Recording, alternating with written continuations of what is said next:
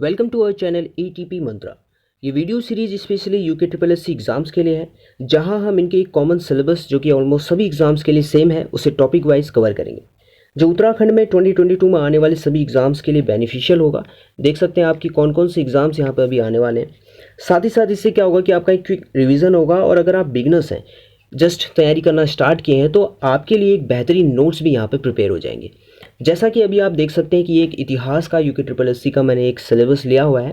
First of all अगर paper pattern की बात करें तो वनडे एग्जाम होता है MCQ बेस्ड, जिसमें से 20 नंबर की आपकी हिंदी आनी है, 40 नंबर की उत्तराखंड आती है और 40 नंबर का आपका अदर GS एंड GK है। तो उसी के अंतर्गत जो है हिस्ट्री इतिहास का ये सिलेबस लिया हुआ है मैंने।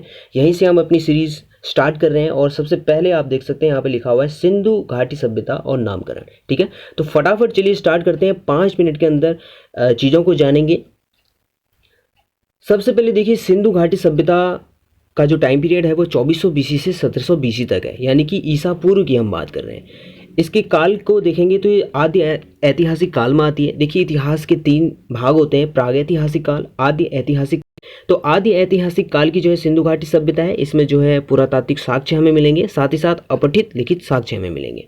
ठीक, इसके युग की बात करें तो ये कांस्य युग में आती है। साथ ही साथ देखिए, इस सभ्यता को साधारणतः 3 नामों से हम जानते हैं। वो 3 नाम कौन कौन से हैं? 3 नामों का प्रयोग यहाँ पे हमें देखने को मिलता है। सिंधु सभ्यता, सिंधु घाटी की सभ्यता, और इसको बोलेंगे हड़प्पा सभ्यता। तो देखिए, इस प्रकार के कुछ क्षेत्र हमें मिले हैं। उत्खनन के बाद, खुदाई के बाद बहुत सारे क्षेत्र हमें इनके मिले। तो जब बहुत सारे क्षेत्र मिले तो इनका विस्तार हमने देखा कि त्रिभुजाकार है। ठीक है, तो ईजिली आप जो है इस मैप के थ्रू समझ पाएंगे कि कहाँ कहाँ कौन कौन सा क्षेत्र मिला। तो इसका विस्तार क्षेत्र जो हमें मिलता है वो त्रिभुजाकार मिलता है। तो ये कुछ इंपॉर्टेंट फैक्ट है। साथ ही साथ नामकरण की बात करें तो इसका नाम कैसे कैसे क्या पड़ा, तो देखिए, सभ्यता का प्रमुख केंद्र था हड़प्पा। तो हड़प्पा क्या है? एक स्थान है। ठीक है, सिंधु घाटी सभ्यता का एक स्थल है, एक स्थान है हड़प्पा, तो प्रमुख केंद्र था, तो इसलिए इसको हड़प्पा सभ्यता बोल दिया गया। सभ्यता जो विकसित थी वो जो है सिंधु नदी घाटी में थी, तो इसलिए इसको सिंधु घाटी सभ्यता भी बोला जाता है। इसका एक दूसरा नाम हो गया। साथ ही साथ पहली बार नगरों का उदय हुआ था, तो इसको प्रथम नगरीकरण भी बोला जाता है। और पहली बार कांस्य का प्रयोग हुआ था, तो कांस्य सभ्यता भी इसको बोलते हैं। नेक्स्ट देखिए, कुछ और इंपॉर्टेंट पॉइंट। जॉन मार्शल ने जो है 1924 में सबसे पहले इस सभ्यता को सिंधु सभ्यता का नाम दिया था। तो कब दिया था? देखिए, अपने आप में इंपॉर्टेंट फैक्ट है, अपने आप में इंपॉर्टेंट पॉइंट है। 1924 में दिया था, और किसने दिया था? जॉन मार्शल ने। ठीक है, इसको सिंधु सभ्यता का नाम दिया। साथ ही साथ पिग्गट महोदय हैं, उन्होंने क्या कहा? देखिए, हड़प्पा और मोहनजोदड़ो एक विस्तृत साम्राज्य की जुड़वा राजधानियां हैं। तो अब 2 नाम आ गए हैं, हड़प्पा और मोहनजोदड़ो। ये स्थान है और इनका संबंध है सिंधु घाटी सभ्यता से। ठीक है, तो सबसे बड़े क्षेत्र रहे ये उस टाइम के, और इनको राजधानी की संज्ञा यहाँ पे पिग्गट द्वारा दी गई है। नेक्स्ट देखिए, सिंधु सभ्यता जो है मिस्र और मेसोपोटामिया की सभ्यताओं की समकालीन थी। मेसोपोटामिया के अभिलेखों में एक मेहुला जो वर्णित है, उसका अभिप्राय सिंधु सभ्यता से है। तो साफ साफ जो है ये साक्ष्य मिल गया है कि हाँ, मेसोपोटामिया और सिंधु सभ्यता जो है सेम टाइम पीरियड की थी, इसलिए इनको जो है एक दूसरे का समकालीन हम कह रहे हैं। अब देखिए, जो सैंधव सभ्यता है इसका विस्तार क्षेत्र कहाँ कहाँ पे है? तो बेसिकली पाकिस्तान और भारत के क्षेत्र में फैली हुई है। कहाँ कहाँ? पाकिस्तान में देखेंगे बलूचिस्तान, पंजाब और सिंध तक फैली हुई है, और भारत में पंजाब से कुछ क्षेत्र मिले, गुजरात से कुछ क्षेत्र मिले, इसी प्रकार राजस्थान, हरियाणा, पश्चिमी UP, जम्मू कश्मीर और पश्चिमी महाराष्ट्र तक जो है इसका विस्तार क्षेत्र में देखने को मिलता है।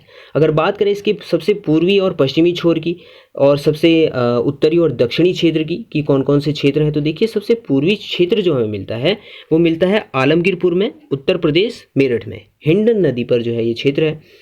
और जो सबसे पश्चिमी मिलता है, हमें मिलता है सुत कांगेरडोर, जो कि दास्त नदी पर है, पाकिस्तान में ये क्षेत्र हमें खुदाई से प्राप्त हुआ। सबसे उत्तरी क्षेत्र मांडा, जम्मू कश्मीर में है, जो कि चिनाब नदी पर है। और सबसे दक्षिणी हमें मिलता है दैमाबाद, महाराष्ट्र में, जो कि प्रवर नदी पर है। तो ये ओवरऑल इसका विस्तार क्षेत्र हो गया, ये जगह हैं। ठीक है, इसको इजीली आप समझ पाएंगे इस मैप के थ्रू। तो इसमें देखिए, जो मैं अभी आपको बता रहा था वही चीज़ है। देखिए, सबसे पूर्वी आपको आलमगीरपुर मिलेगा, सबसे पश्चिमी सुत कांगेरडो जो कि पाकिस्तान में है, सबसे उत्तरी आपको माड़ा जम्मू कश्मीर में मिलेगा, और सबसे दक्षिणी दैमाबाद अहमदनगर में मिलेगा। साथ ही साथ मोहनजोदड़ो, हड़प्पा जैसे कुछ और मैंने स्थानों को यहाँ पे जो है मेंशन कर दिया गया है मैप में। इसका स्क्रीनशॉट ले सकते हैं और इजीली चीज़ों को समझ सकते हैं। नेक्स्ट वीडियो में हम चर्चा करेंगे बाकी के और स्थानों की जो कि खुदाई से प्राप्त हुए, और साथ ही साथ सिंधु घाटी सभ्यता की सामाजिक और आर्थिक स्थिति को भी समझेंगे। आज की वीडियो में इतना ही है। Thanks for watching this video.